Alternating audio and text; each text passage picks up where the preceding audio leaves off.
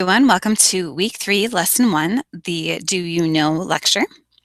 Today we will review emotional resilience, and throughout the lessons you'll notice quite a few similarities between mental resilience and emotional resilience. We'll review some of the concepts from past lectures and look at them through the lens of emotional resilience. This lesson will review what are emotions and how to work on accepting emotions. The learning outcomes are to be able to identify self-talk and also emotional thought patterns, emotional dysregulation, and learning about the amygdala. So what are emotions? In this lesson, we are going to dive into everything related to emotions. And we're going to learn that to become resilient means understanding our emotions in order to live life in an emotional state that meets our needs. Emotions can be complex, even though the question, what are emotions, seems simple. There are 3 criteria that define emotion. The first is an emotion is a subjective experience that combines our bodily reactions and our cognitive reactions. For example, pleasure or pain. This is important to know because our reaction could be our heart rate, how fast or slow we breathe, the temperature on our skin, whether we have butterflies in our belly or not, are some examples of our bodily reactions. Those are types of reactions we can experience that are attached to an emotion. Emotions also have an aspect of the mind. Remember, the link is what you think from the previous lesson?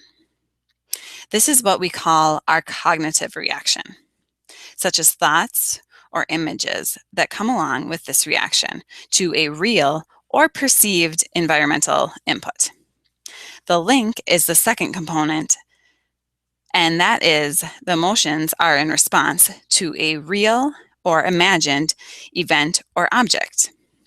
They are designed to give us information about those real or imagined events or objects in the past, present, or in the future. Lastly, emotions are what motivate us to take certain types of behaviors or actions. Think about discomfort, pain, or joy. All of these may motivate us in different ways to change our course of action or to act in the first place. Many times, many of us only focus on the negative. Remember that negative confirmation bias from week 2? This negative confirmation bias keeps us focused on the kinds of emotions that produce discomfort, pain, or suffering. But really, emotions are on a continuum from happiness and joy to pain and discomfort. They are also necessary for us to live our lives, build resilience, and have a sense of well-being. Now that we know emotions are essential, there are a variety of emotions. Let's discuss common thought patterns that are tied with emotions. You may remember this screen from the previous lecture. Emotions have the power to change our behavior in a positive way, motivating us to perform. For example, emotions help us monitor our thoughts, which may seem like it is in reverse, but think back to the link is what you think. Emotions can serve kind of as an internal evaluation system in certain ways. For example, if you feel wronged and are upset, they compel you to act and defend yourself, hopefully in a good way, which may result in asserting yourself. Emotions can also energize us in a positive manner, such as if you're happy or really excited. They can actually cause us to engage in certain behaviors that feel good and that cause us to reflect on life as being really satisfying. When something really emotionally intense happens, someone is likely to be able to remember that life event with such intense detail that at a later point in time, a year, 5 years, or a decade later, they will be able to recall that emotional experience, depending on how emotionally tense the situation is. This process the link is what you think is important to remember. In order to change that negative confirmation bias to a positive confirmation bias, we need to intervene. Dr. Rick Hansen has a process called the natural sequence that helps guide us through that changing of the confirmation bias. He calls it the natural sequence. So another way to manage emotions is through Dr. Rick Hansen and his book, Hardwiring Happiness, calls a natural sequence. Dr. Hansen, a neuropsychologist, states, you should be the first with your experience, observe it, and accept it for what it is, whether it's positive or negative. So the first step is you should be first with your experience. The second phase is to let go of the negative. This process is easy to say, but it may take seconds, it may take minutes, months, or years if the experience is particularly painful. One way to let go is to relax your body through deep breathing or progressive muscle relaxation. The last step of the natural sequence is to replace the negative with something positive. An example of this is remembering what it feels like to be appreciated by someone. Then stay with this feeling for 10 or 20 seconds. This process will help you retrain your brain. It creates new neural circuits that are hardwired for happiness. Replacing the negative with positive is just one method of retraining your brain. Now, let's go on to our explanatory style. Retraining your brain leads us to our thought patterns and our self-explanatory style. Let's think about the quote, optimism is not simply the absence of pessimism, and well-being is not simply the absence of helplessness. Optimism and pessimism are more complex, and each includes 3 dimensions. Optimism and pessimism are types of explanatory styles. They consist of 3 dimensions: internal, external, stable, unstable, and global/specific. Internal, external refers to whether or not a person believes they have control or influence over events. The stable, unstable dimension represents whether a person believes a repeated event will be the same or subject to change. Global versus specific refers to whether or not a person's explanation generalizes the event to others beyond the specific event in hand. For example, the attributional style model believes that if a person has an explanatory style that tends to consider bad events as internal, stable, and global, they are said to have a pessimistic explanatory style because they see the bad experience or event as one that was their fault, will not change in the future, and is generally problematic, rather than specific to that particular event. This contrasts with a person with an optimistic explanatory style who is said to explain the causes of negative events as external, unstable, and specific.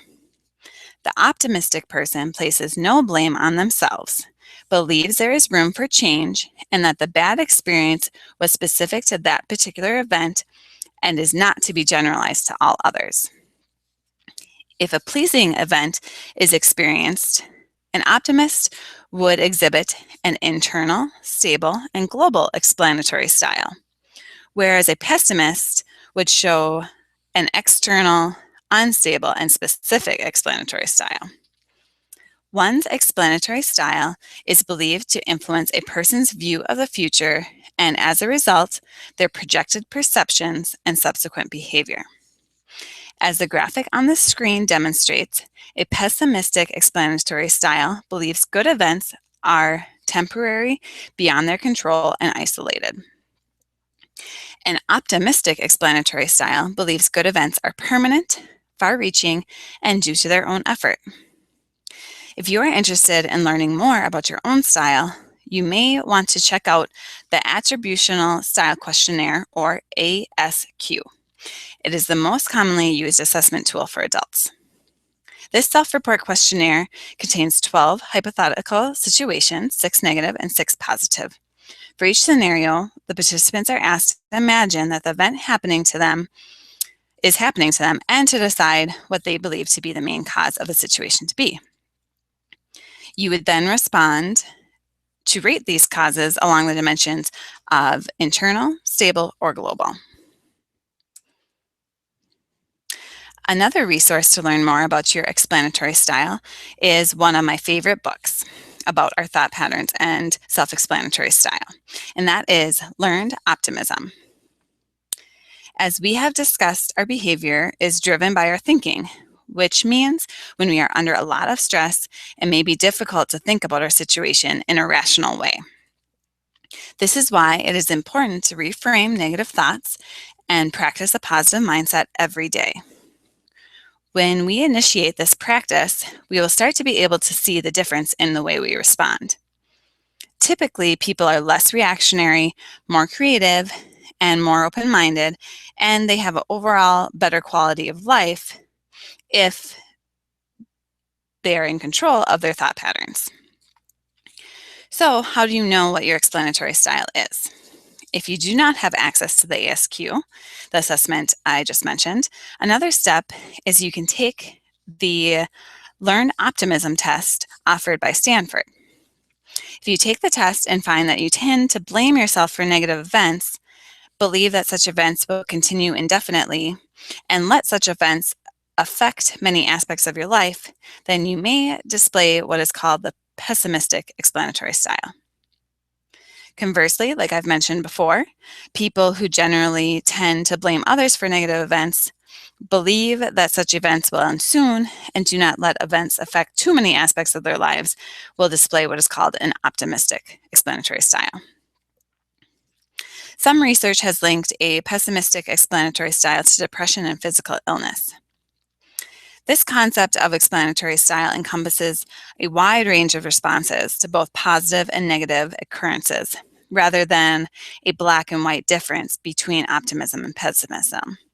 Also, an individual does not necessarily show a uniform explanatory style in all aspects of life, but may exhibit varying responses to different types of events. So when you take the test, keep this in mind. Optimism and pessimism are on a scale or range and are not completely separate.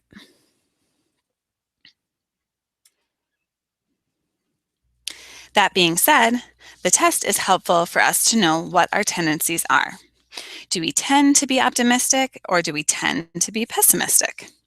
Knowing this can help us accept our emotions, identify when our self-talk is negative, and intervene when necessary. Most of us do not need help managing our positive emotions, so for this lesson and the next lesson, I'm going to focus on managing our negative emotions and interrupting our pessimistic thoughts. The first step to managing intense negative emotions is to increase our awareness of emotion-provoking triggers or buttons. When we talk about managing our emotions, we're talking about focusing and honing in on what are the big buttons. Everyone, when they experience an intense emotion, goes from calm to not calm. Whatever caused you to go from calm to not calm is your button. And so we have to develop awareness of what our buttons are. There are certain categories of buttons, such as certain people that may rub you the wrong way, being treated a certain way by others. An unexpected change in routine could also be a button. Certain events or situations, such as whenever you do something handling money, may cause you to feel stressed or upset, or bring back certain thoughts about past experiences. All of these are different categories of buttons. And to the extent we are aware of what our buttons are, we can better manage those situations in the future with different techniques. We're going to learn about this in the next lesson as we continue to practice gratitude, which is also a technique that can be used to increase our positive emotions, as we will find in the assignments for this lesson. Gratitude will be a common theme throughout the upcoming lectures. As you are learning through research, discussions of gratitude result in higher reported levels of alertness, enthusiasm, determination, attentiveness, energy, and better sleep. Grateful people also report lower levels of depression and stress, although they do not ignore or deny those negative aspects of life.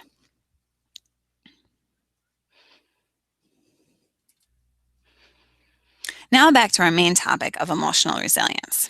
On the screen are two quotes that help summarize the lessons from this week. The first is by author Oscar Wilde, and he said, "I don't want to be at the mercy of my emotions. I want to use them, enjoy them, and to dominate them."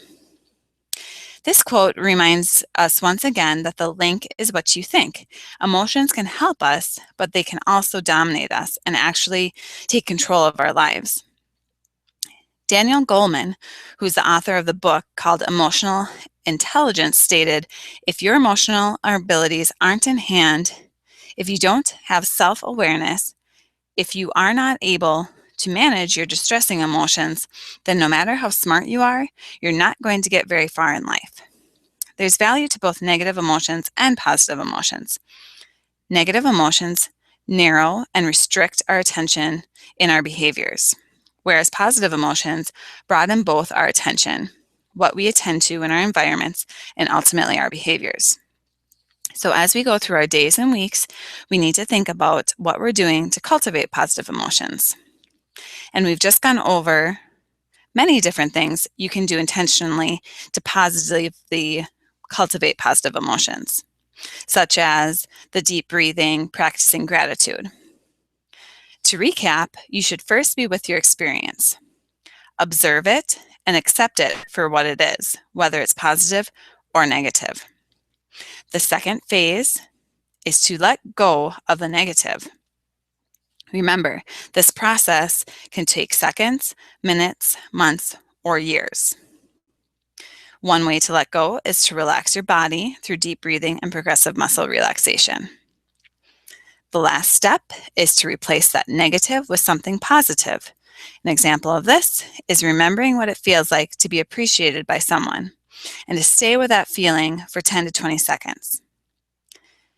That process will help you retrain your brain and helps you replace the negative with the positive. Your goal is to make sure you're engaging in these intentional practices at a higher rate than the negative emotions you're experiencing. And if you can strive to increase this ratio so that it's in favor of positive emotions to negative emotions, you're likely to experience that resiliency benefit. This concludes the lesson for today. You are now able to continue on to the rest of your coursework. Please refer to the checklist for all of this week's activities. Thank you.